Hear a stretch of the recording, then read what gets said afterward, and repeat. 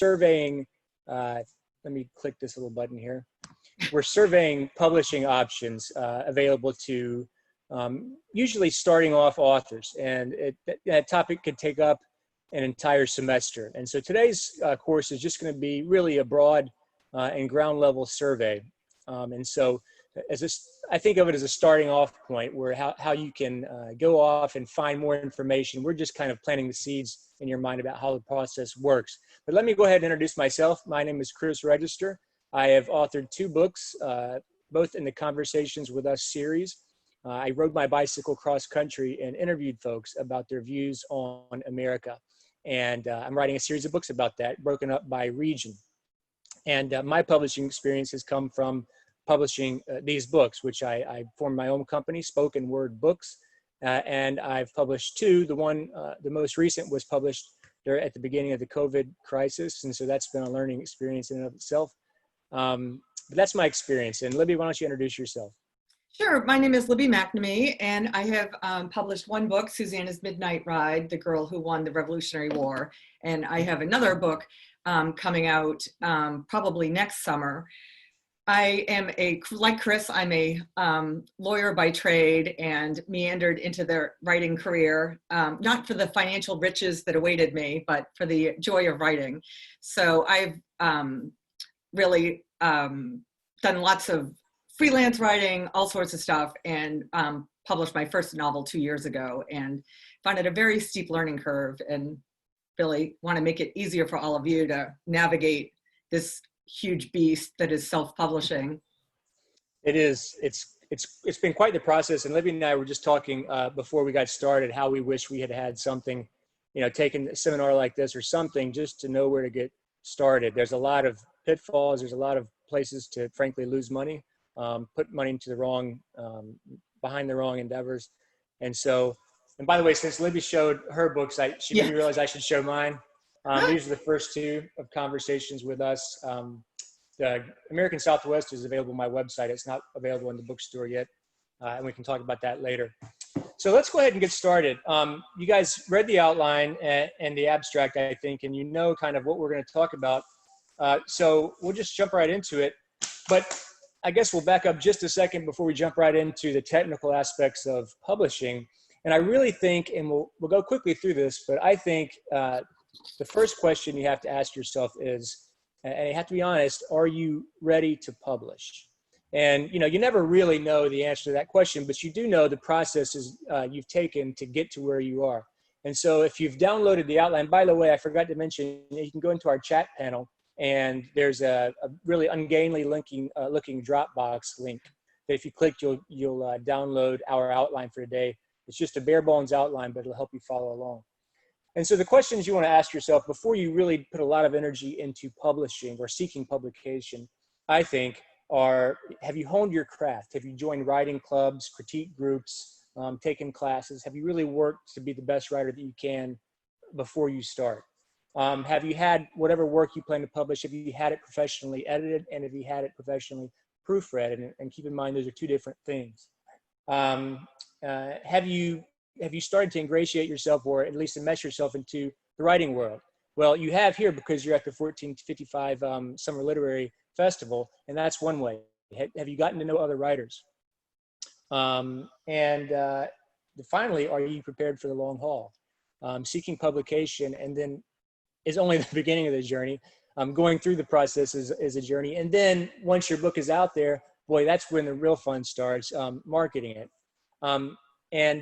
Libby, what would you add to that in terms of, are you ready for publication or to seek publication? Well, having given birth to 1 child, it's like becoming a parent. You never feel like you're ready. And sometimes you just have to force yourself to take the plunge.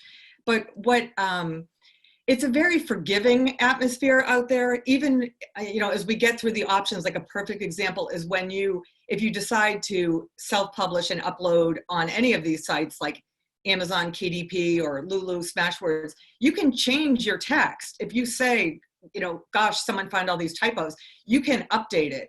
So you learn as you go. And, Chris and I are both lamenting that we're still learning. And the whole process is emerging every day. It changes. So it's one of those where it's a growth opportunity, and mistakes are gonna happen. And sometimes you just really have to just take the plunge. And basically I ended up self-publishing because a complete stranger in Texas like yelled at me on the phone and said, just get it out there. And then my husband laughed and said, I've been telling you that for 2 years. Why didn't you listen to me? And so get it out there. That's important. And so the point in this first little section of our talk today is not that you have a perfect product, but is that basically just, I want everyone to be sure that you've done the best that you can to get your work, to be the best it can be before you seek publication, because you're starting off on the wrong foot. You're hindering yourself if you start seeking publication before you're really as ready as you think you can be or reasonably be with your work.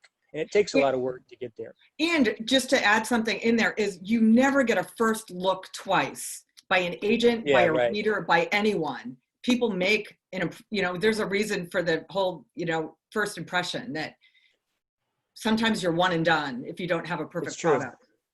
All right, Libby, well, let's get into the technical aspects of publishing. So by and large, there are two kind of routes, as I say, to publishing.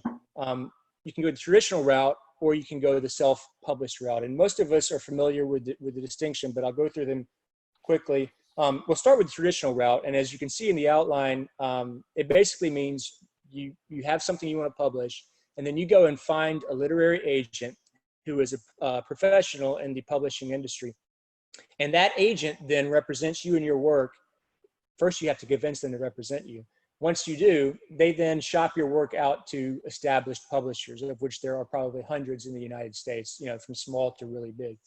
And so, as we can see in the outline, you have to, before you even start your search for a literary agent, you've got to know the rules for your genre. So, for example, if you're writing a fiction manuscript, that manuscript has to be finished and polished before you even seek an agent. Now, that's different for nonfiction. Usually nonfiction works are published by experts in their field. Let's say you're a really, famous cook in Richmond, or, you're an attorney that specializes in some field. Or in that case, you're not shopping out your manuscript. You're shopping yourself more than anything, and your skills. And so in that case, you would produce what's called a proposal, a polished proposal, and there are formats for that. But you don't have to have the book written yet. And for other things like children's books, cookbooks, etc., I don't know them, but I'm sure that they have very established formula before you go and seek that agent. Once you find your agent, or once you have your proposal ready or your manuscript ready, and during this process, you're building up your platform and your team. You're establishing yourself in social media if that's your thing, and probably should be if you want to be successful. Maybe you've got a website with free chapters that have been edited and polished. You're joining organizations and going to like 1455 and going to conferences and seminars, and you're in critique groups. And finally, once all of that is ready, then you seek your agent. How do you find an agent? Well, there are lots of different ways. One of them is to subscribe to Publishers Weekly, which is a publication that tells about all the deals going on a weekly basis. And then if you find a book that is similar to yours, you go in there and you look to see who represented that book, and that's an agent on your short list of people to contact. Another way to do it is just organically go to the bookstore and read through, or the library, and read through the acknowledgement sections of books like yours, and authors will usually list their agent, and then you go and you research and you find that agent. And finally, you have to network. At the James River Writers Conference, they have meet and greet with agents. They have the agent dating game, which I won 2 years ago, and talk to an agent that way. It didn't work out, but there are ways to meet agents organically, but you have to connect with that agent, convince them that your work is worth their time, and then they take it from there. Libby, you've had experience with this as well. Yes, and the thing I want to point out too is you can get a literary agent, but that doesn't mean that they'll be able to sell it.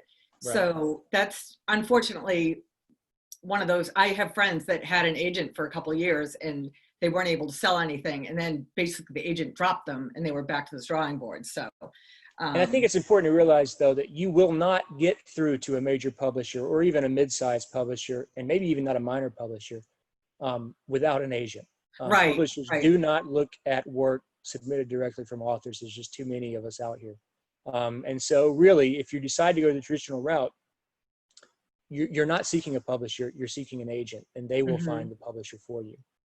And then, as many of us know, how you get paid is, once you have a contract signed with a publisher, you then get a royalty. It might be $5,000, something like that, or excuse me, an advance on the royalties. And then your agent gets, I think, 15% of everything you earn, including the royalty.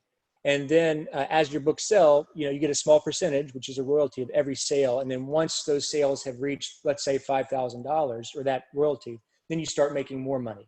And if you don't ever reach that $5,000 mark, you still get to keep the $5,000. So you mean like if you got a $5,000 advance?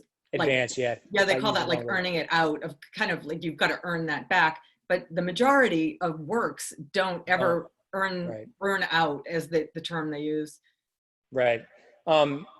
So, and you get a small percentage of every book sold after that.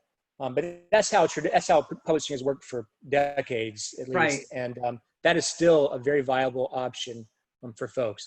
But I think, most of us are going to be interested in the other route to publishing, which is growing by leaps and bounds, which is self-publishing. And the self-publishing, I want to be very clear, is not a monolith. There are so many different ways to self-publish, and Libby and I represent two different sides of the self-publishing world. So let's start off and following along with the outline here. But first of all, if you're going to self-publish, and again, you think you have everything ready, you feel like you're ready to go, you have to decide, are you going to do this? What kind of business structure are you going to form? And this is kind of a lawyerly question, but I think it's important to think, if you just start out selling your book, you are automatically a sole proprietor, which is fine. It's lots and lots of, maybe the majority of small businesses in the U.S., I think, are sole proprietorships. And there's no special legal status to a sole proprietorship. It's just you doing whatever it is you do for your business, which in this case is publishing. If you feel like you want to be a bit more formal and you want some liability protection, maybe you are quoting people or you're writing about a sensitive topic or something like that, and you fear you might get sued, you can form an LLC, which is real easy to do. It takes some paperwork, it takes annual filings, and and it provides you with some liability protection. It's not very expensive to do, and then you will have an official legal entity company.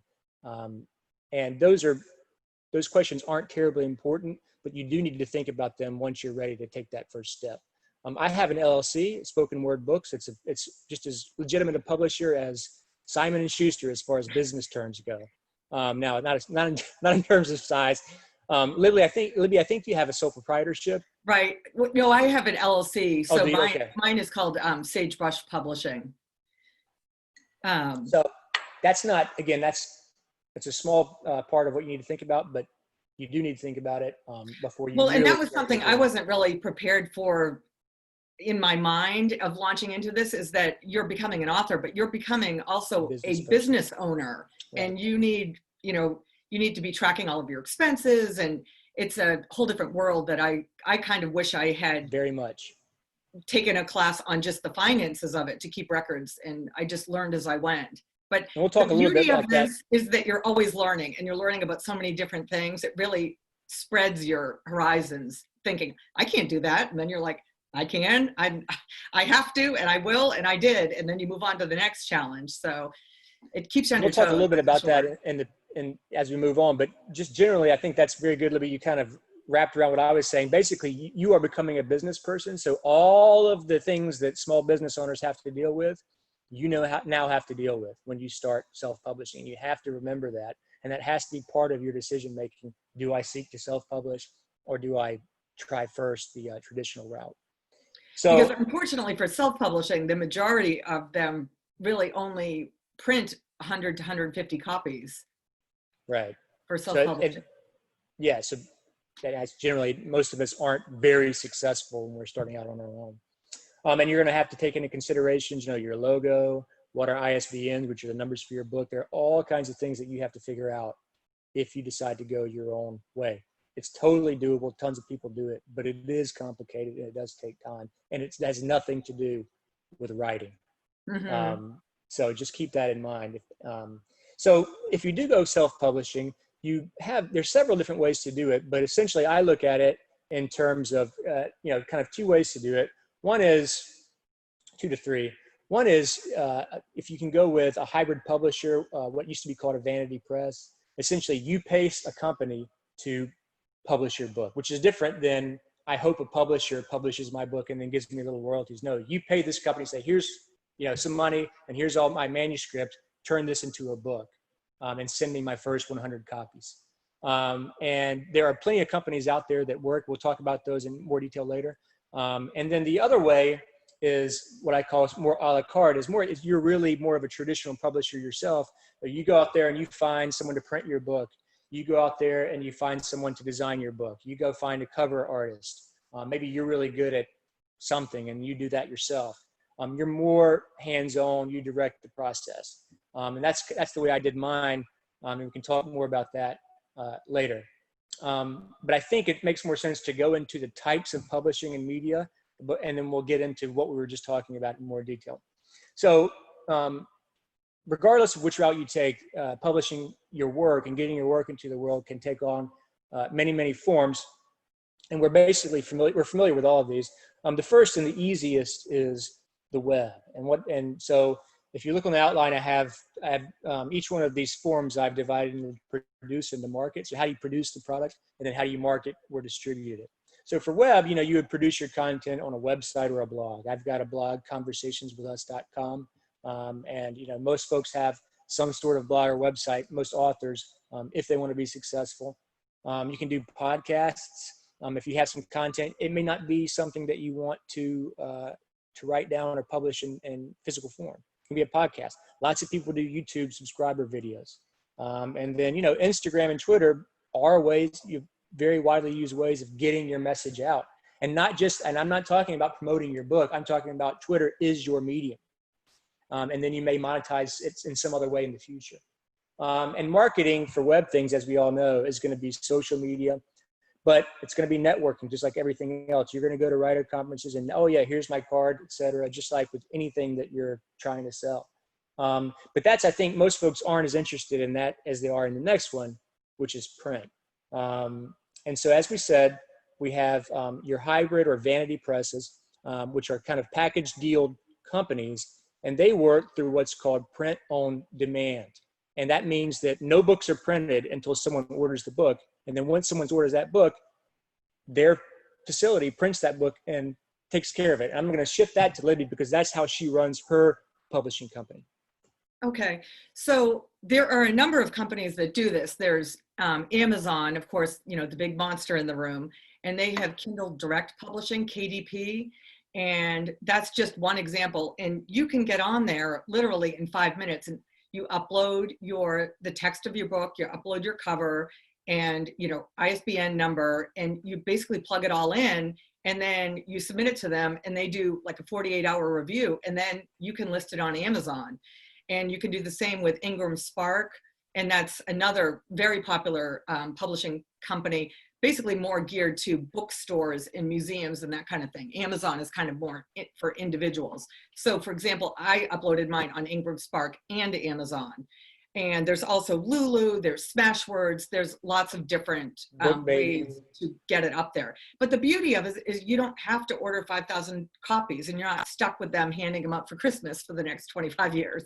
One thing, Libby, I forgot to mention was that, the traditional publishing model is that, this is the way publishers do it, or used to, still do. And if you're forming your own company, you would do this too. If you're doing traditional route, you kind of test the market and you think, I'm going to sell 2,500 copies. And so you go to a printer and say, print me 2,500 copies, and then you store them in a room somewhere until they sell. And print on demand is radically different. There is no inventory. I forgot to mention that. That is a huge distinction. So obviously what that means is with print on demand, your financial risk is infinitely smaller. It's great. So for example, like my book is listed on Amazon for $14.99, but I can order author copies for, I think they're $4.19, and then I pay a little bit of shipping on it. So you can order these author copies and have them at home, and then you can sell them by hand. And there's a whole way to do that tax-free, which is, and just something to keep in mind. But there's just lots of options. There's lots of availability, and there's very little financial risk Amazon doesn't charge you $500 to even interact with them. A lot of times Ingramspark may charge you $50, but whenever I've uploaded, I've found like a coupon online and was able to do it.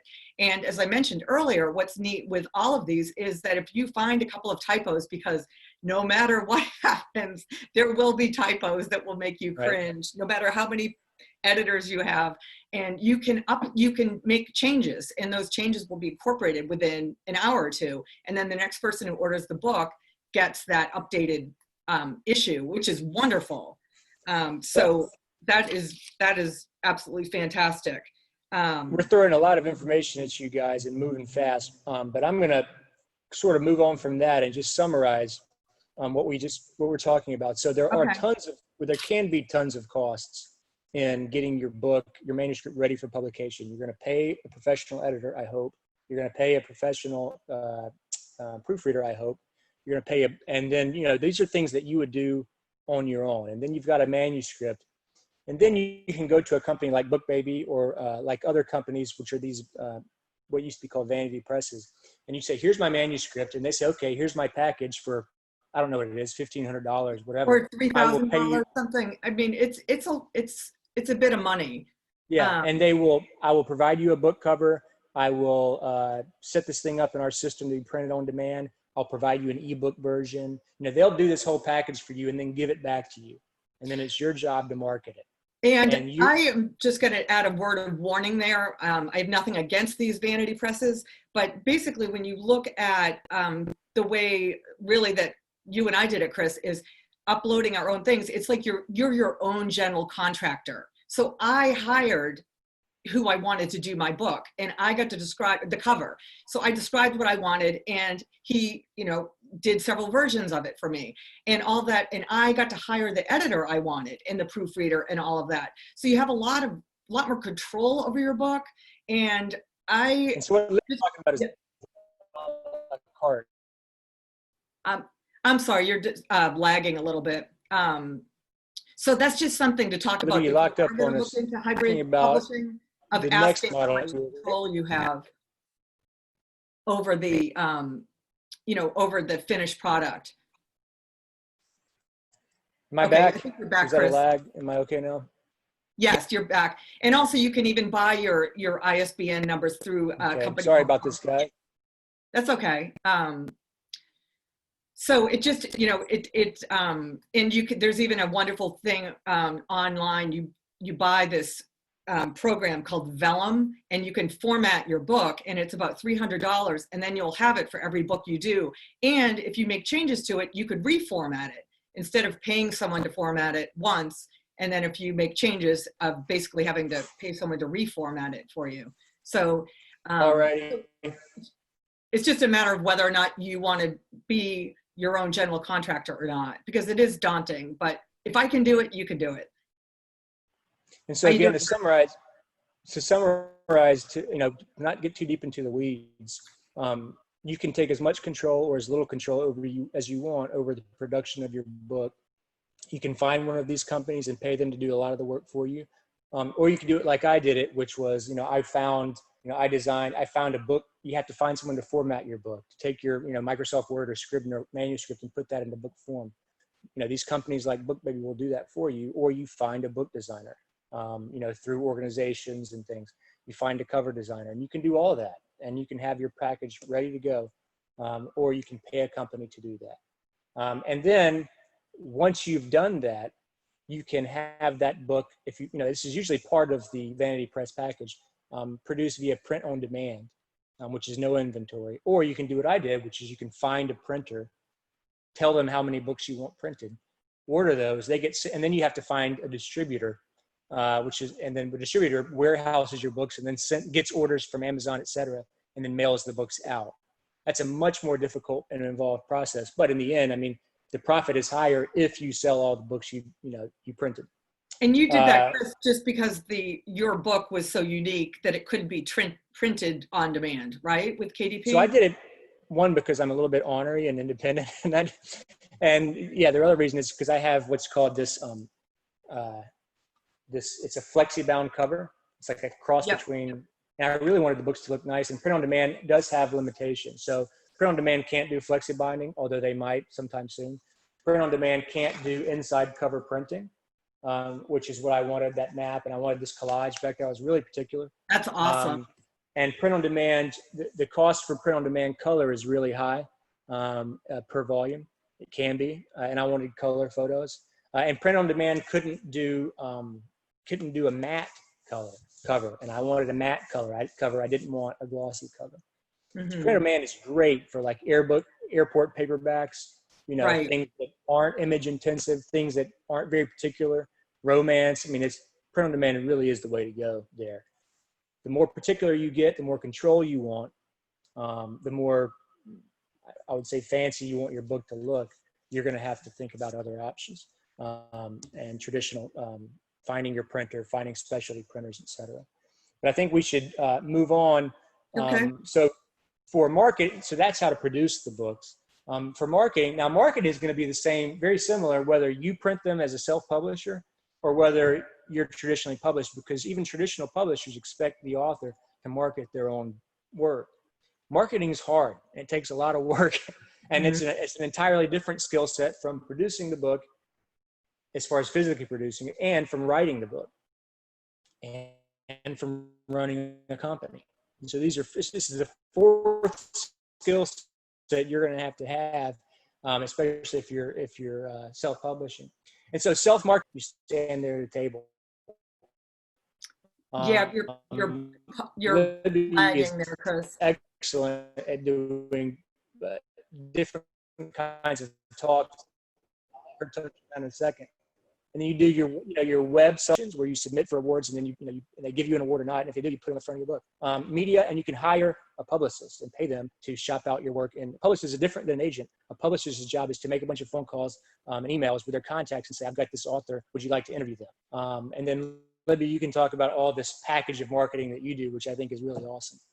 Well, what I find with so many writers is they go to writers conference and they want to sell their books to other writers, but other writers are trying to sell their books to them. So getting beyond your friends who are writers, and for me, I really wasn't thinking about it when I wrote Susanna's Midnight Ride, because it was my first book. I really didn't think about it, but it was amazing the way I was able to tunnel my book into local historical societies in Virginia, because it's based on a historical story during the Revolutionary War. So, American Revolution Roundtable, Colonial Heights Historical Society, you name it.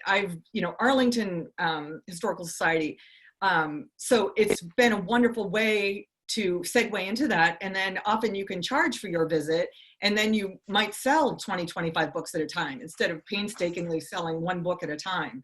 So, and I also realized that I would be able to do school visits because my book is at a level of, like, say, 5th grade through 7th grade. So I've done lots of school visits to elementary schools and to middle schools, and especially when they study the American Revolution. So it's great because it ties into English class, it ties into the Virginia SOLs, it ties into social studies, and then I can charge a fee to appear, and then I often sell a lot of books because the kids love to get a signed book by the author. So that's really, really helped my sales, as opposed to, I have friends who are self-publishing a fiction, just women's literature, and they don't have that landing pad that I did. So it's just something to think about. And as you're writing and you're going through this process of finding these really niche Facebook groups to join, like now I'm working on the book on Dolly Madison, the War of 1812. I made all these Facebook groups of reenactors from the War of 1812. Like, who knew these people were out there? But of visiting all these, going to Montpelier, getting to know all these people, going to Monticello, and like finding your people who are intrinsically interested in your book and becoming friends with them so that they are part of your journey, because people love to help. I mean, that's I've really been amazed on this journey, is how kind people are. And I will have virtual strangers I'll meet doing a book signing at Colonial Williamsburg, and they go back home to North Carolina and they're hooking me up with their teacher to do a school visit. And it's like, wow, sometimes meeting one person for 5 minutes can really do amazing things that you could spend hours surfing the internet to. So just trying to brainstorm and just you know, ideas and scribbling down ideas of people to contact and send them an email. And if you hear back, you hear back. If you don't, you don't. But it's amazing. I mean, I feel like 99% of the time I hear back from someone. And Libby's very good at looking at these opportunities for marketing, but this assumes you've published your book. So we're going to, and it's critical. We're going to go back to the publishing options. We've been talking about print, and now we're going to move on to ebooks. And both Libby and I have ebook versions of our books. So generally today, you are going to publish an ebook, and most small-time authors or starting off authors are going to do a print-on-demand package where they have a print-on-demand available book that's physically available if you order through Amazon or anywhere else. And then they're going to have the same book in ebook format, and they're going to have done that through a package, both produced at the same time. But either way, I mean, that is, you really do, in most cases, need an ebook. You're limiting your options and your potential for success if you don't have an ebook version of your print book. I'm not sure if the same is necessarily true opposite-wise. A lot of, 99-cent romance novels are only ebooks, and there's markets for that. So ebooks, again, if you choose one of the vanity press companies, they are going to almost always produce, maybe for an extra small fee, an ebook version of your book. Now, again, with conversations with us, I had to go through 2 or 3 or 4 designers before I found someone I like, because I was very particular. The captions have to be under the images have to be in this exact place in the text, things like that. If you are that way, you're going to have to go find, and they're easy to find, ebook formatters and designers, specialists who can convert what you've done into an ebook. Because let me just stop there and talk about the formats of ebooks. The simplest is, and this sounds silly, but is a PDF. You can make a really nice PDF, like the file that is used by Adobe, with some help or not, but you can make a really pretty PDF and sell it on your website if you want to do that. I have PDF versions of conversations with us that are beautiful. Now, they're not, the difference between a PDF file and a true ebook is that ebook files are reflowable. So if I have a small ebook reader, my phone, or if I have a large one, I can resize text and it'll flow. With a PDF, it's just an image of the page. So if I have a small phone, my page looks that small. If I have a tablet, my page looks this big. It's different, and there are a lot of ebook readers who don't want to deal with PDFs, but there are a lot of issues with reflowable text that cause it to not be as pretty and be as static as a PDF is. I don't want to get too much into the weeds. My point is just to don't discount PDF as an ebook option. Now, when you do go with a true ebook, you're looking at essentially 2 file formats, and you're going to see these. And just to know what they are, you've got the .mobi, which is what Kindle uses, Amazon Kindle, and basically the .epub. They're just called epub files, which is what I think pretty much every other ebook reader is going to use. And so just to know that, it's not really important right now, but just when you see those, you'll know what they are. They're both ebook files. And with marketing, that's how to make them. With marketing, it's almost the same as a print book. I think the one exception would be you can't go to a book festival and just hawk your ebook. It's a lot harder. It's nice to have a stack of printed copies. Otherwise, you're doing the same things you would do with a print book. I would my advice to those of you guys who want to do both, my one piece of advice here is don't look at an ebook as just another version of your print. I mean, you put some work into making the ebook versions, specific and nice on ebook readers. That might mean maybe you have to eliminate some images that you really liked, or put them all together, or eliminate some captions. You have to put some work into making sure, because it's really easy for an ebook file to get messed up on an ebook reader if you're not careful in formatting it. And Libby, you have an ebook version. I read the ebook version of your book. That's right. And I just wanted to encourage you with the ebook that if you're doing, Amazon KDP like I did, you basically can just upload your ebook on there. It really, it's worth it to take a look at it, make sure it's formatted right. But it's extremely little effort to upload it on there. And in fact, you actually make the people make the most amount of profit usually on their ebooks. And of course, you don't have to do anything with an ebook once it's uploaded on there. And then there's also the Kindle Unlimited, where people, you can enroll your book in Kindle Unlimited. And if people are paying for Kindle Unlimited, they can get your book for free because they're paying a monthly stipend, and then you get a portion of that. So I've always had my book in the Kindle Unlimited, but then they don't want you in any other forums. But the ebook is very easy. And also, I had mentioned Vellum as the formatting software. Vellum will format it for you on there, and they will spit out your document all formatted for ebook, for, you know, mobi and epub and PDF, all of that. So it's one-stop shopping with that. So it doesn't require a whole lot of work to put the ebook out there. So the idea is that there are lots of companies out there that will make your ebook for you from your manuscript. It is usually combined with the print-on-demand service. You can find individual ebook designers to specialize your ebook if it doesn't work with the print-on-demand package. And then the ways to market are similar. As Libby was saying, with Amazon, you can sell it there. And there are also ebook distributors. I'm not going to list them here. You can Google them and find them in different ways, but they specialize in putting your ebook into these other ebook shops, like in Canada is Kobo, for example, that people might have heard of. Mm-hmm. All these different, there's a whole different world for marketing ebooks that you need to learn. But as far as just marketing the content, it's the same as a print almost. But the venues for doing that are different, and you'll have to learn those. Let's move on to audiobook. I have produced an audiobook, Conversations with Us, Great Lakes States, and it was fun and it was hard. And so how do you produce an audiobook? And again, an audiobook is generally going to be produced as an addition to a print book and an ebook that you already have. There aren't many cases where you will only produce an audiobook. So you have your online platforms. One is called ACX, which is Audiobooks Creation Exchange, Audiobook Creation Exchange. That's by Amazon. That's essentially Amazon's version of a one-stop shop hybrid publisher. You know, they connect. So you got to think about when you're producing an ebook or an audiobook, who's going to narrate it, how is it going to be recorded and then produced. And so there are, just like with print, there are one-stop shops for that. ACX is one of them. There's another one called Find Away Voices. They will find your narrator. You can interview narrators and do all that stuff. And then you can also do a DIY, do it yourself, which is what I did, sort of.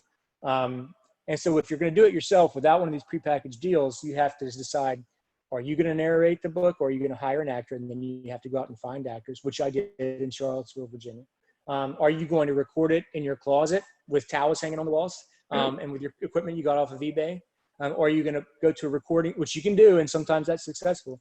Or are you going to find a local music recording studio that also does ebooks, or excuse me, also does audiobooks, which is what I did. I recorded in Charlottesville and had a good experience there. And so some notes on formats that you're going to see, and this is just so you it's you're fading out, Chris. These You're frozen, Chris. Symbols. Yeah. MP3. We all know what MP3s are. They're different. All right, am I back now? You're back. Yep. Sorry, I really apologize for that, guys. So MP3s are digital audio files, and there are plenty of ebook. I think all ebook players can play these, and you can play them in your car. You have what's called, you might see AAC, and that's an encoding format that's a competitor to MP3, and it's used often by Apple. You might see M4B, which it's easy to get confused with MP3. M4Bs are audiobook formats that you can put chapters in. You can't do that with an MP3. And so it's a format used by iTunes. And then you might see AAX, and that is the format that is used by Audible with Amazon. That can only be played by certain software. And that isn't to confuse you. It's just to look at the outline, you'll see it. It's just to kind of give you a note to the complexity that can come with an audiobook, and you will encounter these things.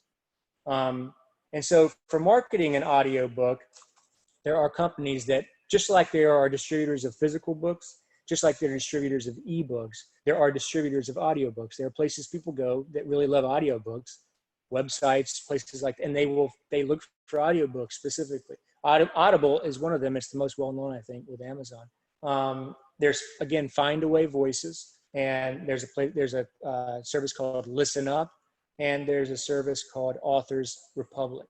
And everything I've read suggests that audiobooks are the fastest growing segment of books. And in fact, I went on Audible last night, ACX, excuse me, and they're a month behind schedule because they have so many submissions. And Libby, I don't know what experience you've had with audiobooks. I looked into it, and then I just didn't feel like for my book and what genre it's in that it was really worth it. But I definitely thought about it because they are very popular.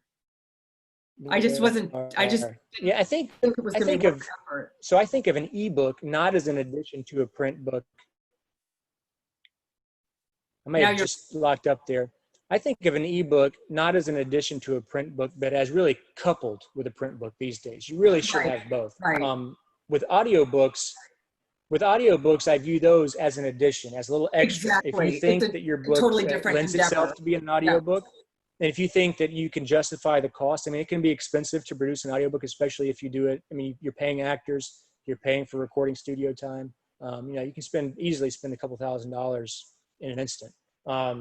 And so, if you think you can recoup that, or if you just want an audiobook, you can do that. But I think the first two are where you would focus first, and the audiobook would come later.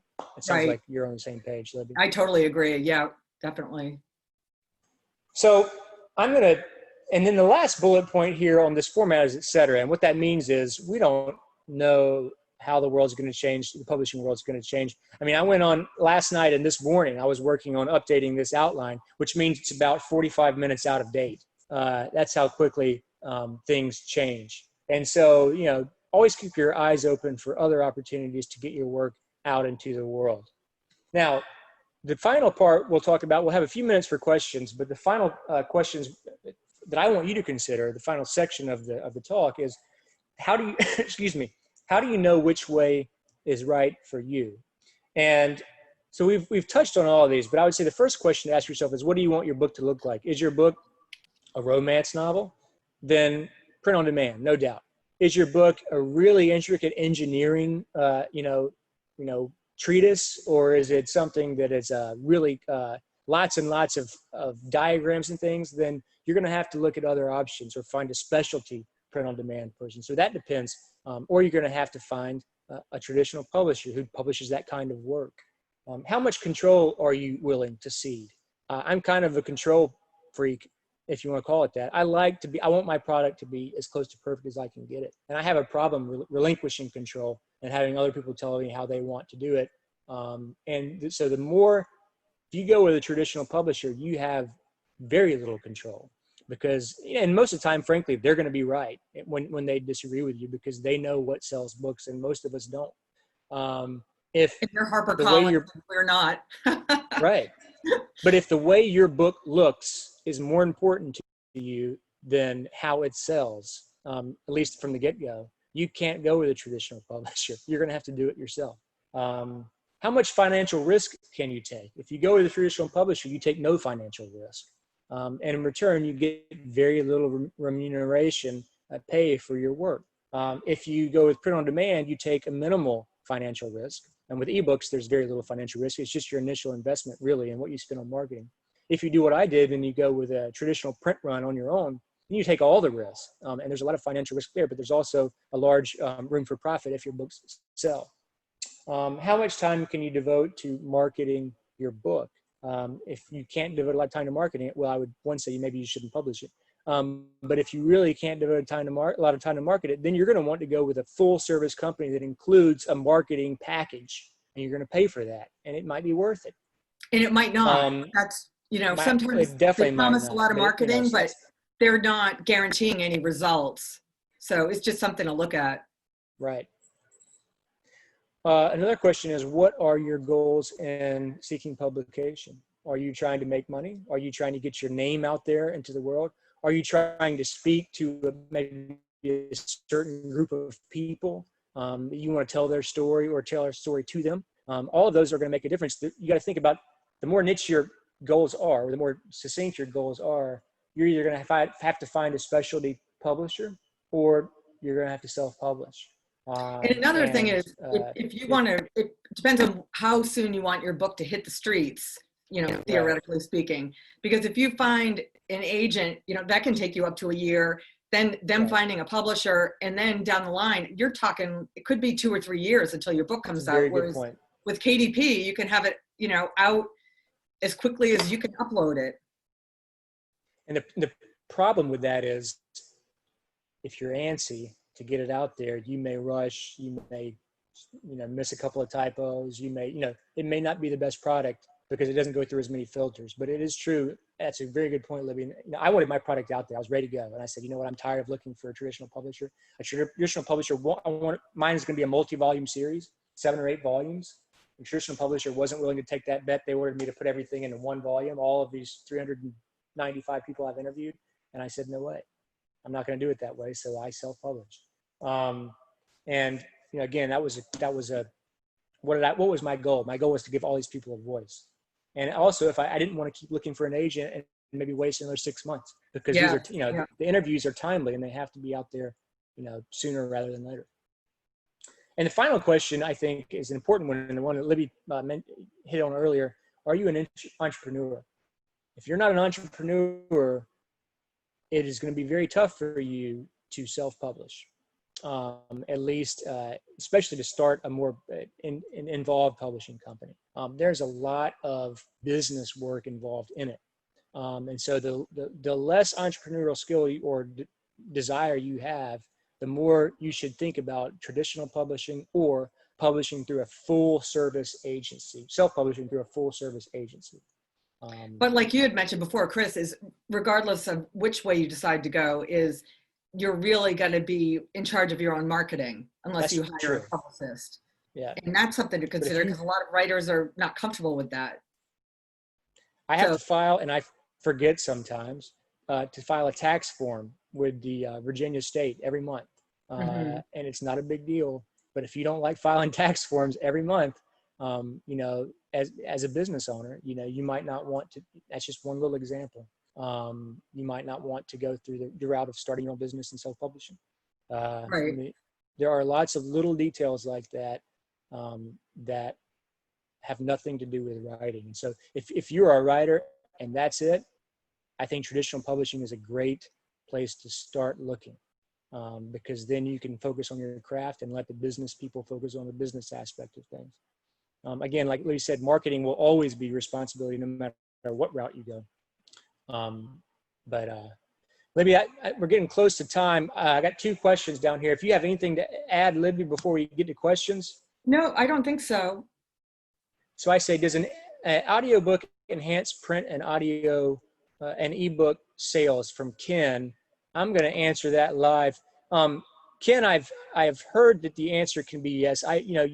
One might assume that if someone buys the audiobook, they're not going to buy the print book because you only want one version. And I think that's probably generally the case. But I think if you are a successful audiobook, there are some people, busy long distance truckers and drivers and people who have problems with their eyes, really only read or listen to audiobooks.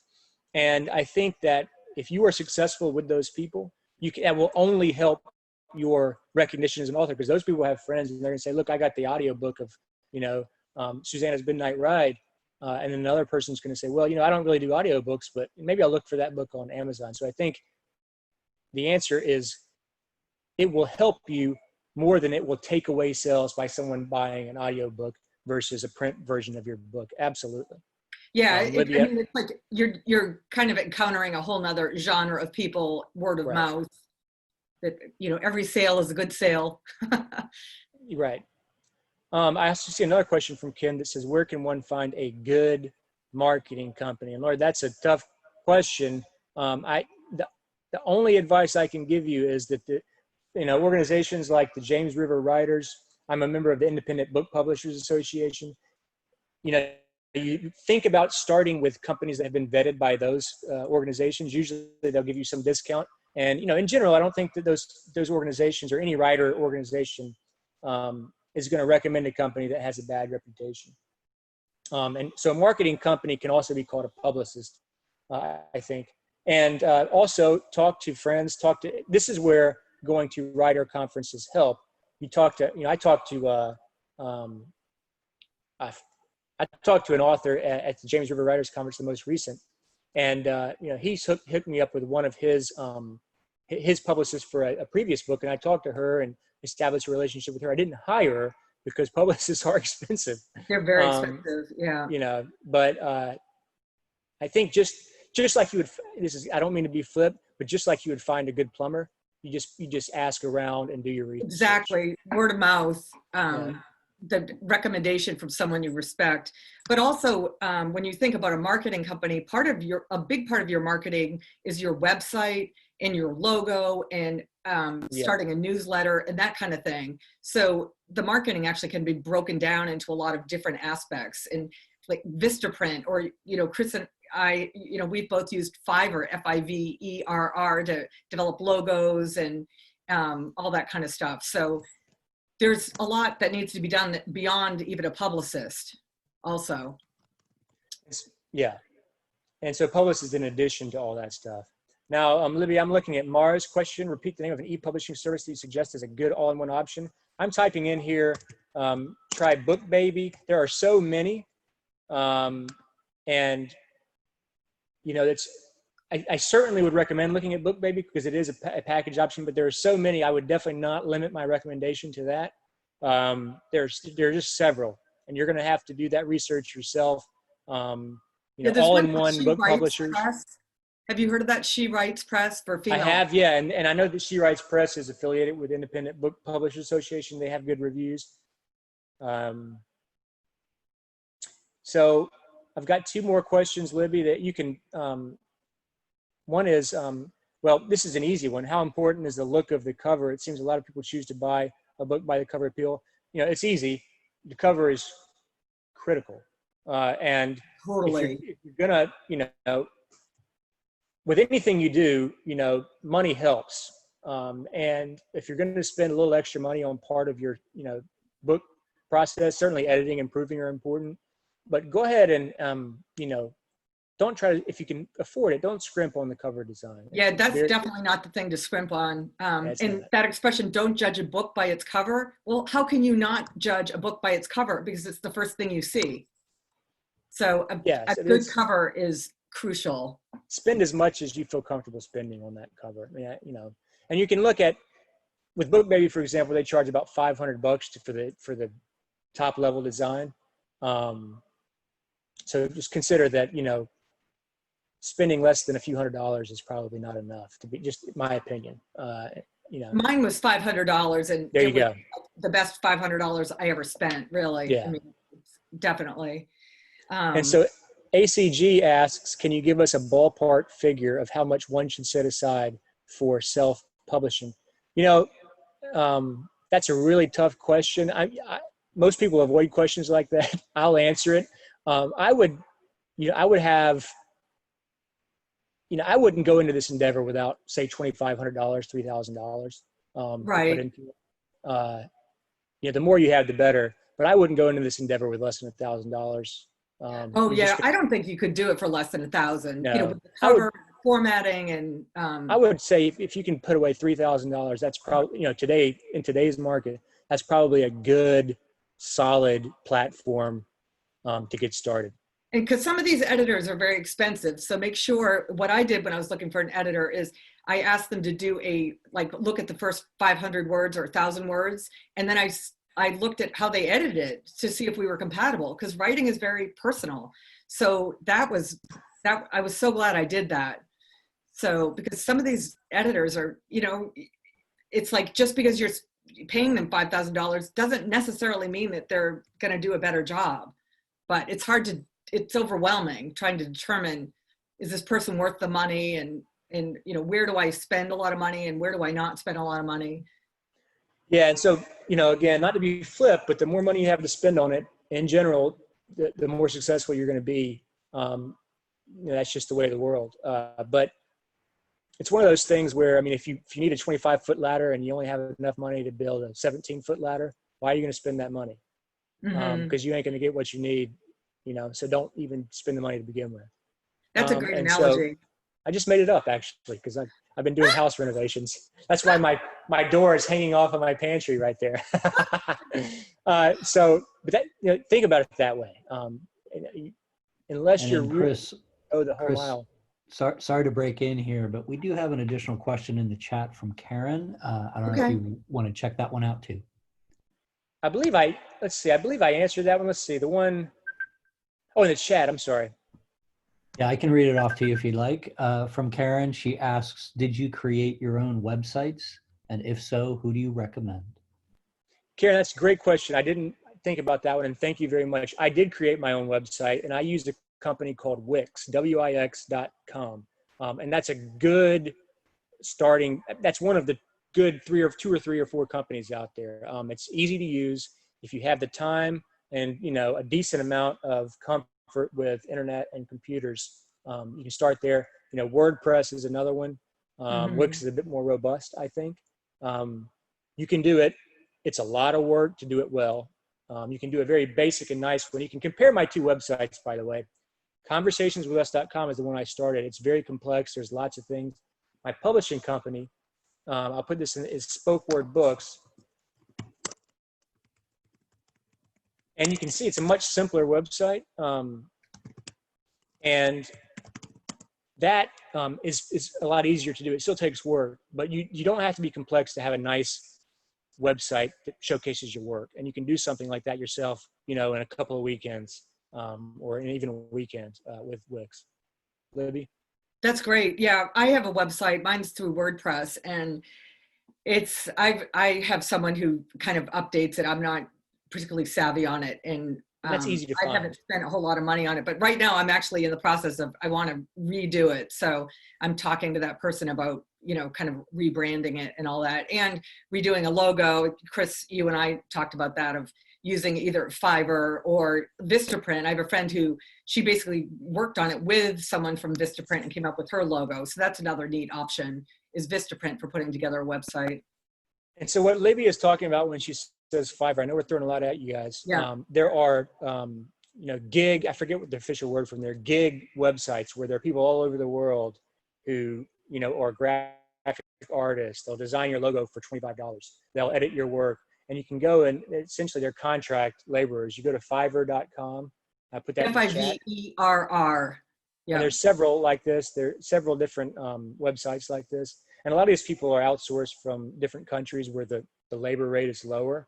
And so for them to make X amount of money, it's worth more to them than it would be to someone in the States, for example. And they can do basic things pretty well. That's a way to get, if you need someone to design your logo, is the best thing I can think of. You send them like either some ideas or else a rough drawing like Libby and I were working on. Yeah. Or they can do everything from, once you have a book cover design, you can send that to someone on Fiverr, and I think it's about $5 or $10. They'll convert that to the little square you have to use for your audiobook cover, which is different, than your ebook and your print book cover. It's the same cover, it's a different size and format, things like that. And those are, again, I don't know the word for them, but they're going to help you if you're moving forward on your own. And there's lots of Facebook groups for self-publishing where people can ask questions, and people are very, very helpful. So I highly recommend those. Because definitely you can find out information from someone like Chris with that in, a minute that you'd be surfing around for 5 hours and you might not be able to figure it out. So that's a great resource. And really the best thing you guys can do if you're thinking about self-publishing is doing exactly what you're doing. Attending these conferences. Once we open back up, start going to conferences, meeting other authors. It's a long process, but you will learn, first you'll learn what you don't know, which is overwhelming. You'll learn so much. You'll find people who edit. You'll find people who design covers. You'll find people who have worked with, the best thing you can do, they call it networking. I call it just good old fashioned getting to know people and in your industry and putting yourself out there as a writer, as an emerging writer and author. And, just getting to know people, making friends in the industry. Libby and I met through a conference. Right. So you got to do it. Good luck to you all. I think we're running out of time here. Yeah. Certainly you can shoot me an email It's contact@spokewordbooks.com. If you have any questions, I'm putting that in the chat. Okay. And I'll put And also definitely would appreciate any book purchases through the bookstore. My second book is available, not through the bookstore, through my website, conversationswithus.com. And I'm glad you all had a chance to join us, and I look forward to hearing any feedback from you. Great. Thank you so much for coming. Hope it was helpful. Thank you, Chris.